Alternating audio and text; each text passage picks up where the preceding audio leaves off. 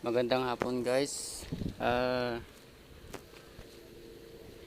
Gusto ko sanang i-share yung na nalaman ko yung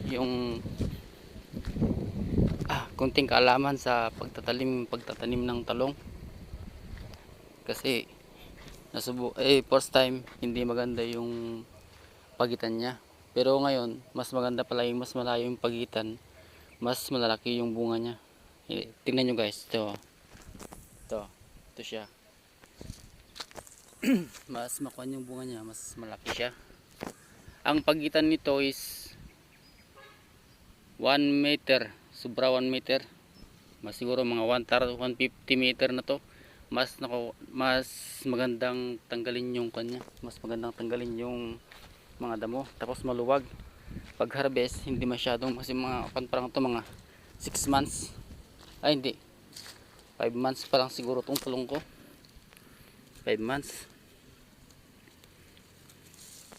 Tingnan nyo guys, yung mas makuha yung bunga niya, mas malaki yung bunga niya. Ito siya. Doon sa kabila masyadong dikit-dikit yung pagkatanim ko, masyadong dikit-dikit, hindi masyadong makuha yung bunga niya, hindi masyadong malalaki. Kaya yung mas magandang pagtanim ng talong, yung mas malayo yung pagitan, hindi kagaya nito. Ito tinanim ko, ito masyado siyang dikit-dikit. Siguro mga na to, mga ganoon din, 5 months. Masyado yung dikit-dikit. Yan, dikit-dikit siya, hindi masyadong lumalaki yung mga bunga niya.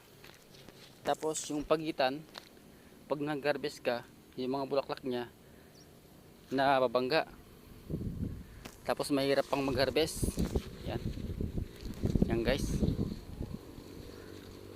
Kaya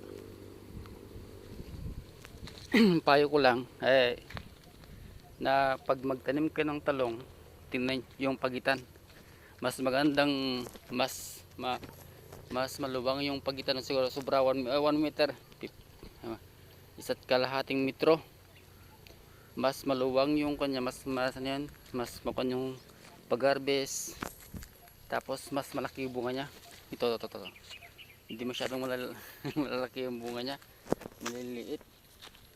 maliliit siya. Doon sa kabila malalaki. Sige, ayan, yun. Doon sa kabila malalaki yung bunga niya.